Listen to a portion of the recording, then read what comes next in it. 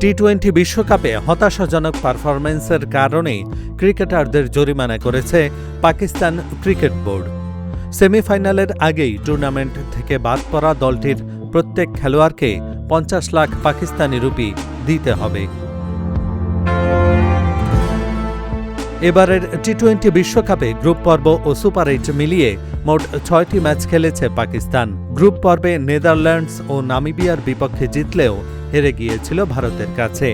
আর super ৮-এ New Zealand match বৃষ্টিতে ভেসে যাওয়ার পর ইংল্যান্ডের কাছে হেরে টুর্নামেন্ট থেকে বিদায়ের দ্বারপ্রান্তে চলে যায় দলটি। শেষ ম্যাচে শ্রীলঙ্কাকে হারালেও বড় ব্যবধান রাখতে না পারায় সেমিফাইনালের আগেই বিশ্বকাপ অভিযান শেষ করতে হয় সালমান আগার দলকে।